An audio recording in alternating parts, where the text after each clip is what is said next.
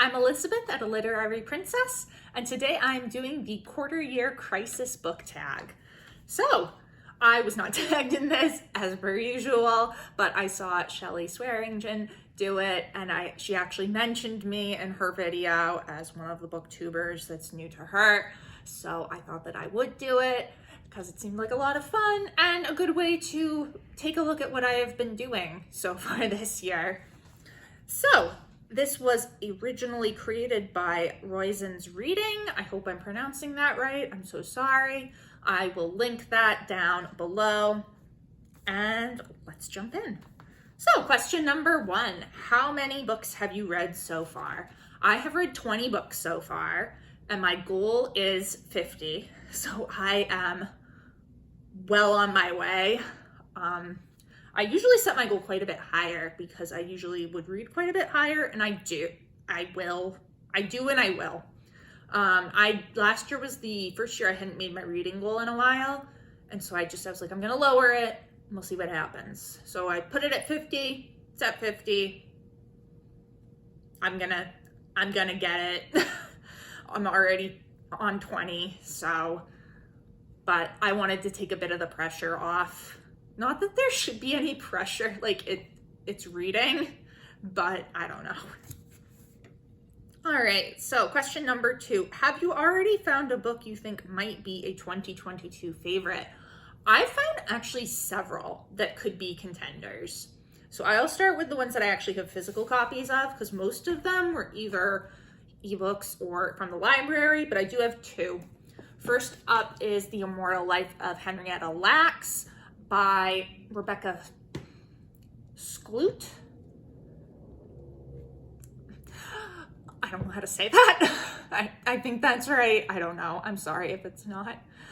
So this was for my women, gender, and health class. It is nonfiction about this woman, Henrietta Lacks, who had cervical cancer, and the doctors took cells from her when she went in for treatment, and they have been using them in science, like even still today, they did not get permission to use these cells. They did not pay Henrietta Lacks or her family anything for these cells, and they are very expensive now to buy, and people do buy them. And yeah, it's a bit of a mess. So this is just kind of untangling all of that. So it's a mix of biography, science, medicine, and just good storytelling. It was amazing. So very easily could be on there. The other physical one I have is The Woman in White by Wilkie Collins. This is one of my new favorite Victorian novels. This was so good. Mystery, gothic, a great time. Absolutely great time. And then for ones that I don't have with me, Heartstopper Volumes 2 and 3 by Alice Oseman are a definite possibility. Volume 1 was on my best books list last year, so quite easily could be on there again. And then The Wicker King by Kay Ancrum, I think. It'll be up here. This was amazing, devastating, and all around great. It's a story about 2 boys who are in a very toxic and codependent friendship that maybe something more, and one of them is having hallucinations of this fantasy world and thinks that they need to go on this quest, and his friend gets roped into it. Like I said, devastating, amazing, very easily could be on the top list. And then the one this one's like kind of tied with The Woman in White for the top place right now, and like just kind of depends on my mood. This is The World Cannot Give by Tara Isabella Burton. I just talked a lot about this in my wrap up, so I won't talk about it again, but it is a dark academia set at a boarding school focused on 2 girls. And again, on another like toxic friendship that might be something more. I'm into that apparently. These Violent Delights was by Micah Nemirever was my top book of last year. Do you have a type? Because I apparently have a type. But yeah, so any of those could end up being on the best list. I usually do a list of 10, or they could get bumped off by something else. Who knows? It's still very early in the year. Number 3, any 1-star books / least favorite books of the year. There are no 1-star books. Very rarely do I give 1 stars.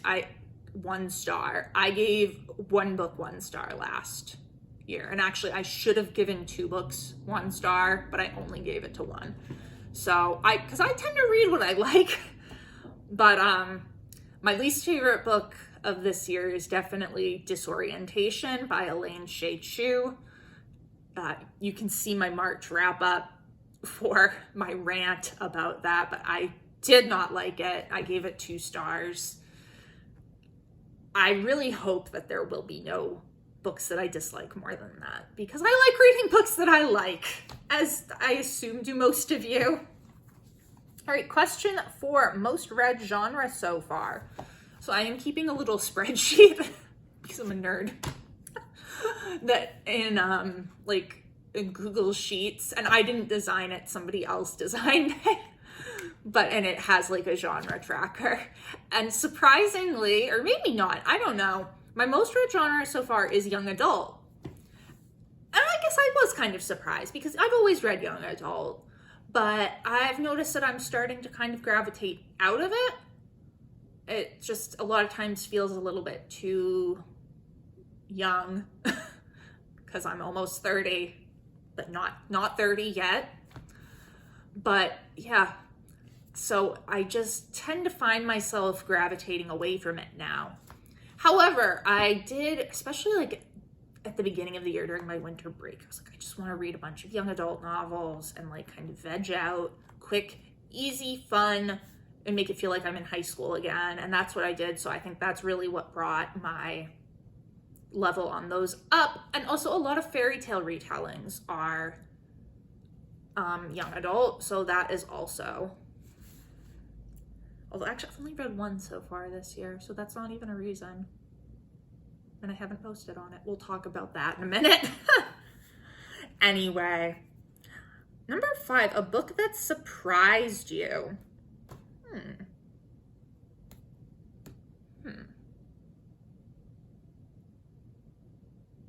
Oh, I had one that I was going to talk about for this. Let me go get it.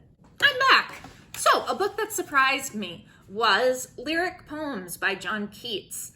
So, I'm not a huge poetry person at all, but I'm like trying to become a poetry person. And I'm still struggling with it because I'm just not a poetry person. I'm a novel person. But I picked up this book of John Keats' poets for Feb Regency, and I ended up really enjoying it. The first few poems were kind of rough for me, and I was like, oh no. But then by the end, once I hit the odes, the Ode to the Nightingale, the Ode on a Grecian Urn, the Hymn to Apollo, I was sold. I was like, oh my God, this was great. Beautiful, absolutely gorgeous.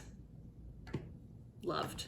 So I was totally surprised by how much I liked this. I was like, it'll be a 3-star at the most, and it's a 4-star for me. So, all right, question number 6. What's a book that's come out in 2022 already that you want to read but haven't yet? There actually aren't any that I know of. I'm not very good at keeping track of new releases. I just kind of add things to my TBR and then don't really pay attention. And then if I see them in a bookstore, I'm like, oh, hey. Or if a holiday comes up and my mom's like, what do you want? I'll like go through and see what ones could possibly be bought off of my list. But yeah, I don't really have any that are already out that I want to read that I know of. There could be one that I'm just not realizing, but I also, NetGalley is very helpful. So I have gotten several books that I was very excited for through NetGalley. So I get to read them before they come out. All right. Question number 7. What is one goal you made that you're succeeding at? Using my local library. So I made 2 goals this year. Read 50 books. I already said I'm succeeding in that. Good for me. And then I wanted to use my local library more. And I've been doing really well with that. I got 3 of the books that I read this month were from the library. And then there were a few last month and several in January. So I'm doing really good at that. I've got 2 more books currently out of the library. Unfortunately, I need to return one of them by the 8th, and I haven't even started it yet. And I can't renew it because someone has a hold, so I might just have to return that one and then get it back later. But yeah, I'm very happy with how much I've been using the library. I've been really enjoying it. It's free. It's so nice. And also, the library here is just really cute. Maybe one day I'll do a, like, come to the library with me video, because the library is adorable.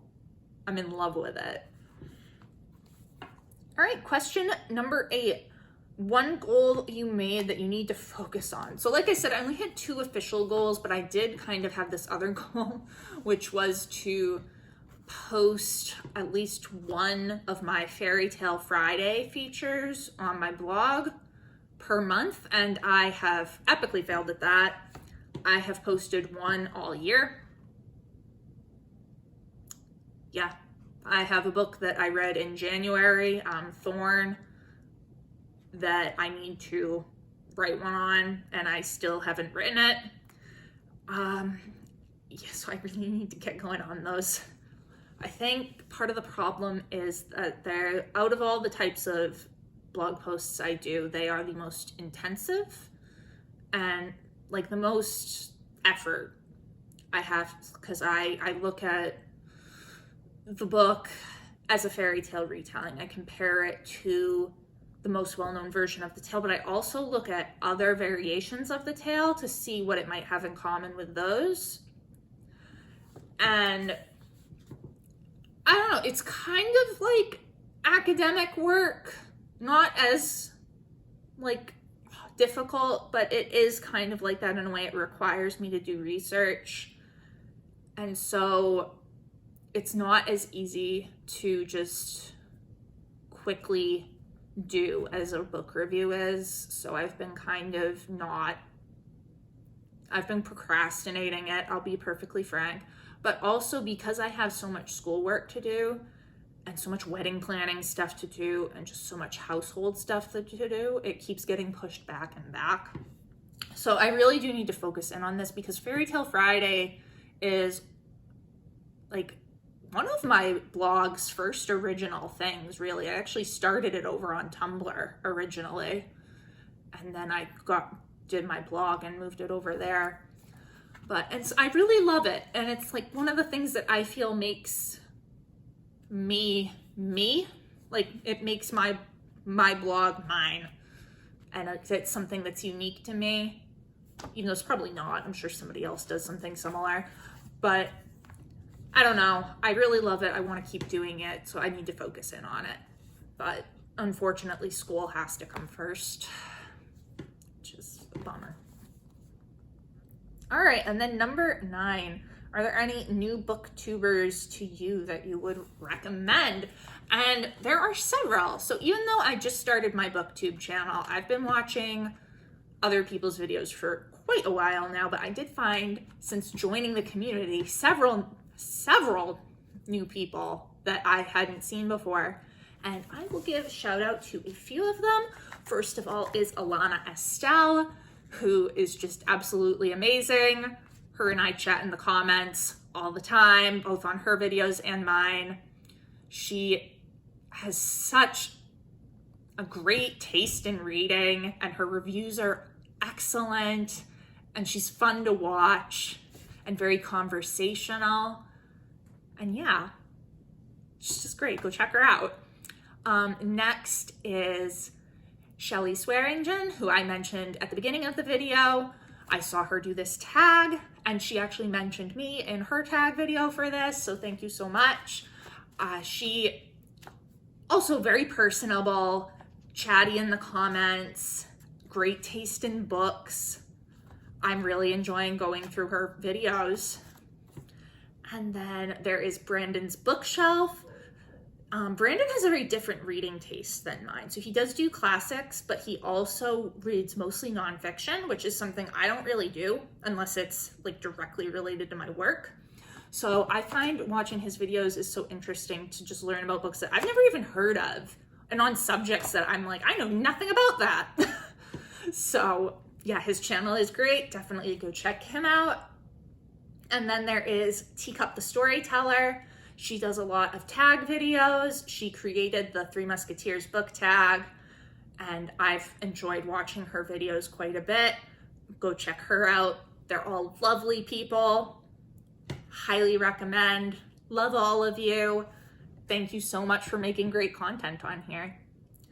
So I am not going to tag anybody as usual. I still feel kind of awkward about that. I don't know why.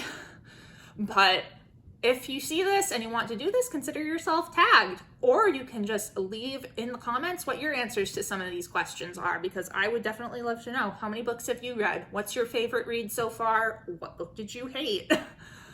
It's been great chatting with you all. I will see you soon. Bye.